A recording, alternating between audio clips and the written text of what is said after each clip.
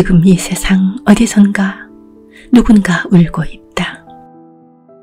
세상 속에서 까닭없이 울고 있는 사람은 나를 위해 울고 있다. 지금 이 세상 어디선가 누군가 웃고 있다.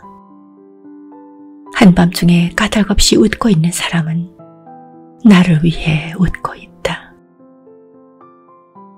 지금 이 세상 어디선가 누군가 걸어가고 있다. 까닭없이 걸어가고 있는 사람은 내게로 오고 있다.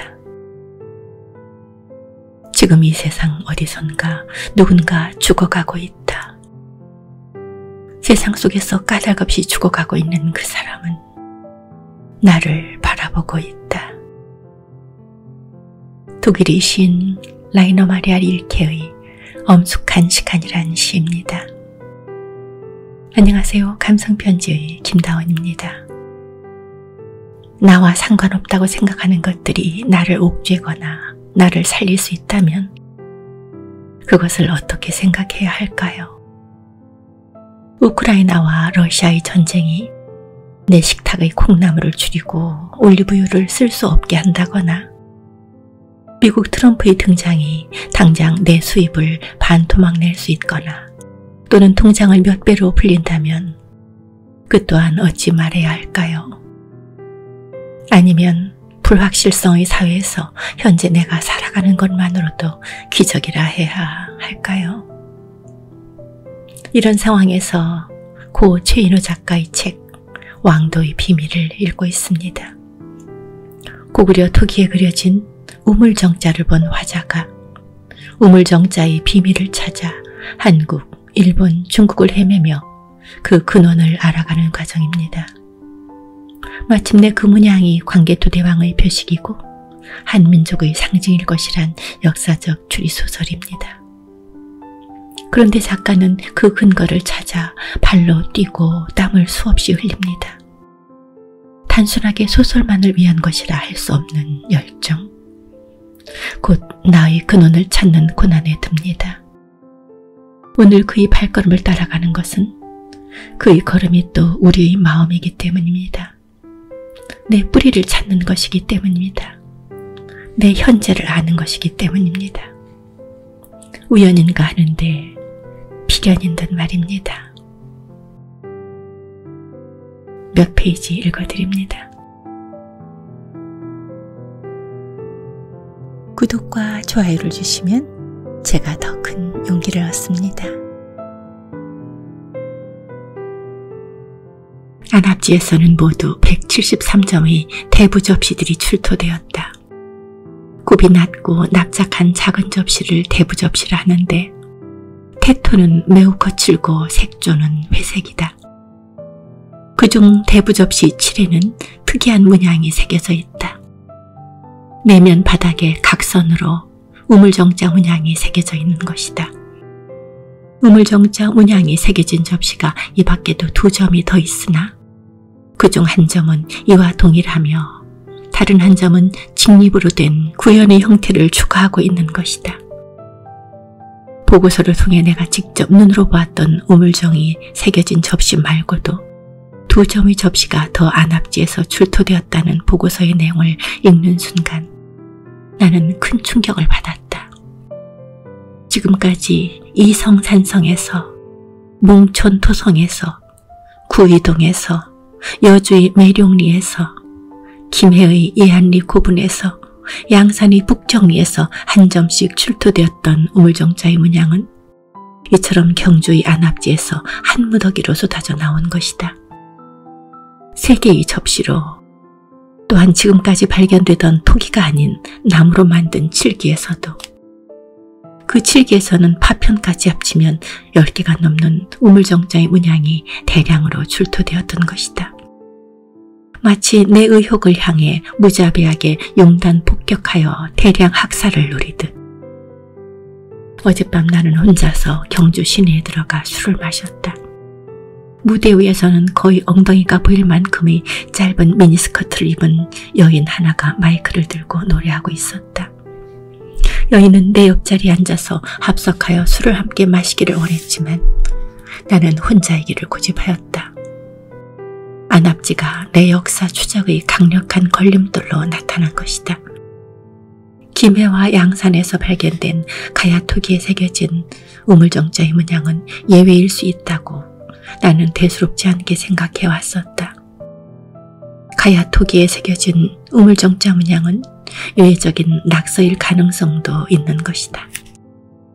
나는 한낮의 갈증으로 목이 탔으므로 찬 맥주를 연거푸 들이키면서 생각했다.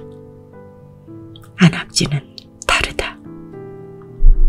안압지에서 출토된 10개가 넘는 우물정자 문양의 융단 폭격은 지금까지 추적으로 간신히 윤곽을 잡으려는 내 역사 탐험에 결정적으로 찬물을 끼얹은 셈인 것이다.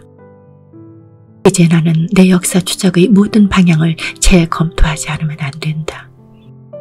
마치 수사관이 미궁에 빠지면 어쩔 수 없이 초동수사부터 다시 해야 하듯 나는 원점으로 돌아가야 할 것이다. 그러하기 위해서는 현장으로 돌아가야만 한다. 내 역사 추적에 결정적으로 장애물이 된 곳, 마의 사각지대, 그곳이 바로 안압지가 아닌가. 그래서 나는 이렇게 안압지를 찾아온 것이다. 어느덧 안압지를 찾아왔던 일본인 관광객의 모습도 사라져버리고 또다시 경내는 텅 비어 있었다. 태양은 점점 떠올라 내 정수리를 찌르고 경내의 풍경은 표백한 듯 흰 진공 상태에 머무르고 있었다. 그렇다. 내 역사적 추리는 미궁에 빠져버린 것이다. 지금껏 나는 우물정자 문양이 고구려적 특성을 지닌 의미부호로 파악하고 있었다. 그런데 신라의 고도인 경주에 소재하고 있는 안압지에서 도합 10개가 넘는 문양이 나옴으로써 우물정자의 문양이 고구려적 특성을 지닌 부호라는 것은 일단 설득력을 잃게 된 것이다. 그뿐인가? 나는 우물정자 문양은 한성 백제가 멸망할 무렵 4세기에서 5세기에 걸쳐 집중적으로 나타나는 공통분모를 지닌 시대적 부호라고 추정해왔었다. 그런데 그 시대적 배경도 안압지에서 출토된 유물로 말미암아 궤도를 수정하지 않으면 안 되게 되었던 것이다. 왜냐하면 안압지가 조성된 것은 정확히 통일신라였던 서기 674년 이후, 그러므로 내가 추정했던 한성 백제가 멸망했던 475년을 기점으로 해서 비교해 본다면 정확히 200년, 즉 2세기에 걸친 시대적 차이를 보이고 있는 것이다. 그러므로 지금까지 내 역사 추적은 하루아침에 허사가 되어버리고 만셈이었다. 정오의 햇살이 물 위에 난반사되어 내 얼굴을 정면으로 되쏘고 있었다. 나는 들고 있던 나팔잎 항아리의 사진을 지갑 속에 다시 집어넣으면서 앉은 자리에서 일어섰다. 나는 바지에 묻은 먼지를 털면서 천천히 안압지를 빠져나오기 시작했다. 물론 내 역사의 탐험은 새로운 미로에 빠져버렸다. 그러나 한번 길을 벗어나면 빠져나갈 수 있는 탈출구가 어디인지 방향을 종잡을 수 없는 미로라고 할지라도 어딘가에도 분명히 출구가 존재하고 있을 것이 아닌가. 이제부터가 다시 시작이다. 나는 이마로 흘러내리는 땀을 한 손으로 씻어내리면서 중얼거려 말하였다. 나는 처음부터 다시 시작할 것이다. 비록 걸림돌에 걸려 넘어지긴 하였지만 푸념히 일어서서 다시 새로운 탐험을 향해 출발하게 될 것이다. 안압지를 빠져나오는 내 머릿속으로 문득 무산의 병풍을 바라보면서 노래하였던 이태백의 시 한 구절이 떠올랐다. 비단잎을 화려한 잠자리 어찌 그리 적막한가. 이태백이 노래하였던 무산을 본떠서 조성했다는 안압지. 안압지의 천년영화도 간 것이었고 그처럼 찬란했던 신라의 천년 영광도 마치 이태백이 노래하였듯 한때 화려했던 비단이불과 화려한 잠자리처럼 적막한 풍경 속에 폐허가 되었구나. 일찍이 신라의 마지막 임금이었던 경순왕은 이곳에서 탄식하며 말하였었다. 나는 하늘의 도움을 받지 못하여 화란을 발생케 하고 적들이 불의를 자행하여 우리 국가를 침해하니 얼마나 통분한 일인지 모르겠다. 이때 경순왕은 현연히 눈물을 흘렸다고 사기는 기록하고 있다. 현연히라는 표현은 눈물을 줄줄 흘린다는 표현으로 경순왕이 그렇게 슬피 울자 좌우의 신하들도 누구나 목매어 울었다고 사기는 기록하고 있다. 경순왕이 그렇게 슬피 울던 곳, 저 화려했던 비단이불도 화려한 잠자리도 정막강산이 되어버렸지만 그토록 슬피 울던 비극의 마지막 임금 경순왕의 눈물자국도 간 곳이 없다. 매월당 김시습은 세조 11년부터 성종 2년간에 지금의 경주 남산에 금오 산시를 짓고 거처하였다. 그곳에서 다음과 같이 말했다. 금오산에 와서 있으면서부터 멀리 놀러 다니지 아니하고 다만 이 산가에서 한가롭게 놀고 교회와 저자에서 자유로이 거닐며 매화를 찾고 대나무를 찾아 그것으로 시를 읽고 술에 취해 스스로 즐거워하노라. 이곳에서 쓴 금오신화에서 김시습은 다음과 같이 노래하였다. 작은 집 푸른 담요에 따뜻함이 넘치는데 창에 가득 매화 그림자 달이 처음 밝을 때라. 김시습이 자신의 마지막 호를 매월당이라 함은 바로 이 무렵이었던 것으로 추측되는데 그는 이 즈음 홀로 안압지를 찾아와 황폐한 원지를 바라보면서 다음과 같은 노래를 지었다.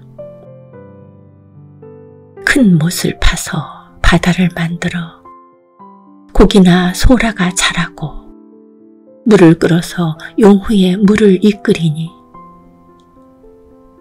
산의 형세가 가파르다. 이것이 신라가 망국하게 된 일이다. 지금은 봄물에 좋은 벼가 자라고 있다. 나는 안압지를 빠져나오면서 생각했다. 가화라면 예부터 상스러운 것으로 여겨온 알곡이 많이 달린 벼란 뜻으로 지금은 내가 비록 캄캄한 암중무색을 하고 있지만 언젠가는 김시습의 시처럼 내 역사적 탐험은 봄물에 벼가 자라듯 무성한 열매를 맺게 될 것이다. 내 막연했던 희망은 곧 현실로 나타나게 된다. 그로부터 반년 사이에 이 두 가지 걸림돌은 완전히 제거되어 한 줌의 의혹도 없게 되는 것이다. 소설은 계속됩니다. 광개토대왕을 찾아가고 장수왕까지 이어지는 이 왕도의 비밀. 지금 우리나라의 여러 가지 어려운 상황을 보면서 좋은 책을 집었다 생각하게 되었습니다. 고맙습니다. 다음 토요일에 뵙겠습니다.